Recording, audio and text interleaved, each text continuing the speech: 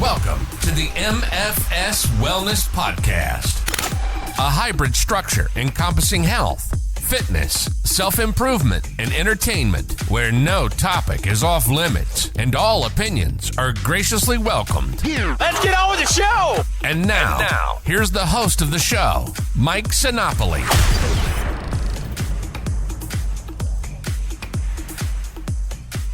Welcome to the MFS Wellness Podcast. I am Mike Sinopoli, certified nutrition coach, consultant, counselor, call me whatever you would like. On the last episode, I went over a couple ideas for a 3-day per week strength training schedule. So if you haven't listened to that, you can go back if that's the amount of time you are allotting to your strength training. Totally fine. If you have 4 days, that's what this episode will be regarding, what I believe to be two of the top ways to program a 4-day per week strength training program. So what I have here first, I'll get right into it, is what we call an upper-lower split. What that would mean is something like Monday, you would train upper body. Then Tuesday, you would go ahead and train your lower body. Take a rest day on Wednesday, and then Thursday, you would do upper again, and Friday, lower. And then you take the weekend off. That's sort of how that is split up. So it does the upper half of your body one day, twice a week, and then the lower again the same way with a rest day in between. I think that's a very effective, very basic way to train. I think it's as long as you're doing compound movements for like the upper body days. Let's say you have one on Monday and one on Thursday. On the Monday upper body day, you may want to focus on like say pulling motions, which would be more for your back, rows, maybe a deadlift, lat pull downs, things like that. You want to kind of focus there.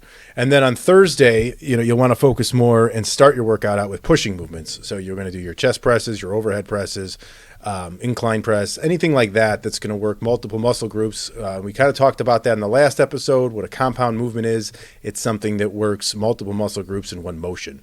So you want to do a lot of those up front in each of these. Same thing with lower body. Now you might want to go ahead, like one lower body day, go ahead and go heavy on the squats and really test yourself and your strength and progress well on a barbell back squat. It's one of the best movements, functional movements you can do.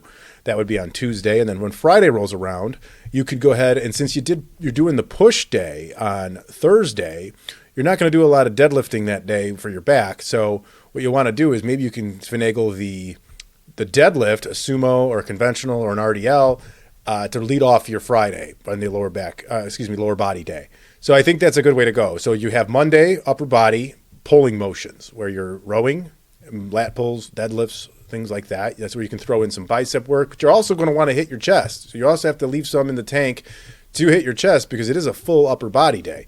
There is some conflicting ideas upon training your full upper body is that there's just too many muscles there that you shortchange something.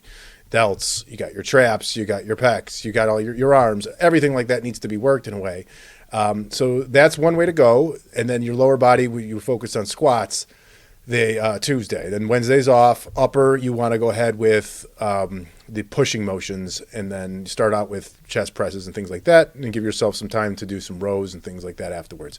Lower body would follow that up, and then you take the weekend off to rest. So the pros of that, I think it's a nice even split. You're definitely going to get enough leg stimulation. I think you might run into, and this could be a con, is neglecting a body part on your upper body. If you're not, maybe you have a down day, one of them, and you're not training hard enough, you might go quite some time with neglecting something that's very beneficial and not getting enough stimulation for the week. So that's kind of what you might run into in an upper-lower split. But it's a very effective way to go. Good way to program. Many people use it. 4 days is a very common amount of time that people have to dedicate to strength training for a week. So I think it's very doable, and you just have to get everything in order and make sure that you're prioritizing everything correctly and you're not neglecting too much. Another option is kind of similar to what we talked to in a 3-day. It kind of combines that the two I talked about on the 3-day per week training. I had a push-pull legs, and then I had a 3-day full body. So what this one does for 4 days, it does push, pull, and legs. So one day, Monday, we'll say, will be pushing motions. Then we'll say we got pulling on Wednesday, legs Thursday, rest day, full body Saturday, something like that. So what that will do is give a little more, it kind of hones in a little bit more on every single day and more of a split by body part. So with the push days, like we said, you're going to do more rowing and deadlifting there. Excuse me, that's the pull days. Push days, you're doing more presses. Legs are self-explanatory. We know what that is. And then you have a rest day and you do full body. So you're really going to be intense on different focuses 3 days a week. So you want to have high intensity, make progress. All you can do on those days, push, pull, and legs, mainly with squats, presses, rows, and deadlifts. Do as much as you can there. And then you have a full body day. So you can kind of gauge that maybe. What I like about that is that you can sort of say, hey, you know what, man, I felt like I was lagging a little bit on my push day. So you can do more push motions that day. Maybe you felt like you shortchanged yourself early in the week, and you can add the stimulation there on the full body day, and or just rotate it. Like if you're doing push pull legs all week, and then Saturday's your full body, every third week, you can start out, and I think it's beneficial and best to do this, is to start out with a certain compound movement that's going to get the front of the workout. It's going to have your best energy. So week 1, you might want to start out with a squat. Then week 2, after you've gone through again, you start out with a bench press. And then maybe the third one, you go with a row or a deadlift. And you do that to start out the workout, depending on how you're feeling. Gauge how you feel, too, on these workouts when you do this. I really don't see too many cons to the push-pull legs with a full body. I think that really is a solid way to guarantee that you're really hitting everything as it needs to be.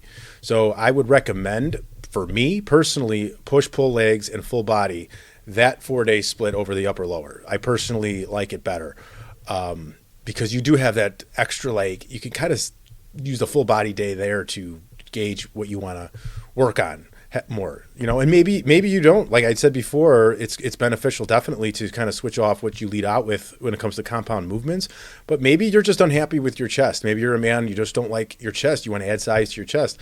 Then maybe every full body day, you're going to start out with chest presses, incline press, whatever that is. And that's just your focus because you can pinpoint muscle gain. You can't do fat loss, but muscle gain, you can target that. So that's another way to go about it. It gives you that extra day to kind of just, hey, this is what the look I'm going for, and that's what you can do if you are about the aesthetics more than the strength and the well-roundedness of everything. So those would be my 2 ideas for a 4-day to kind of review. The first one is upper lower. So again, Monday and Tuesday and upper lower, and then take Wednesday off, Thursday, Friday, or even you can do Thursday, Saturday, however you want to do it. But give yourself some rest days. I wouldn't do more than with something like an upper lower. I wouldn't do them in succession. I wouldn't go Monday through Thursday unless your schedule says that's what you got to do because you have obligations Friday through Sunday. Then go for it. But I do think it's more beneficial to have that rest day in between everything. And then the push-pull legs, like we said, I like to break that up like a Monday, then Wednesday, Thursday, Saturday. That's sort of how I would do it, or however your schedule goes best. I just like to incorporate those rest days in the middle if it's possible, especially on a 4-day. So with that being said, again, that's really it. More than happy to talk with anybody to elaborate on this and help with their strength training programming. Again, like I said in my other episode, I'm not saying my way is the only way. This is the best way. I'm not selling you on this. This is just my idea. This is what I've done in the past on different amounts of days I've done per week. I haven't been on a 4-day schedule in a while. I love going to the gym, so I'm typically between 5 and 6, which I'll get into on the next 2 episodes. So if you want to reach me, discuss any of this, shoot the shit, whatever it is, social media, it's at MFS Wellness. That's Facebook, Instagram, Twitter, LinkedIn. You can drop me an email, mike@mfswellness.com. And while I stuttered there, I did want to mention that I do have a website that my sister is helping me put together here. It's in progress, so don't shit on it when you see it right now. But it's in progress. It's just simply mfswellness.com. I'm going to have a lot more going on there. Hopefully a blog, links to the podcast. We got my transformation stories are over there for previous clients. Everything I have on social media, I wanted to take it just away from there. I want to look more official. I recertified with NASM, and I have that nutrition cert active again. So that's good. And then we'll have the website up to be more official as well. And another source of information, contact, and whatever else needs to be seen, what else we can do with it. I do plan to move this podcast, not move it, but expand it over to YouTube as well. But there is some different files and conversions needing to be done for that. So again, I appreciate everyone for listening. The next episode we'll do in a couple days here, and that'll be for a 5-day-a-week training routine. I don't know if I'll have multiples for that. Once you start getting into the whole 5 and 6 days, it's sort of best, I think, to split a lot of things up to really be separate. So we could do chest, shoulders, whatever it is. There's so many ways to do it. We'll see what we come up with, but that'll be the next one. And if anyone has any ideas, you know where to reach me. I just kind of shouted that out. And until the next episode, we will go ahead and talk to you then.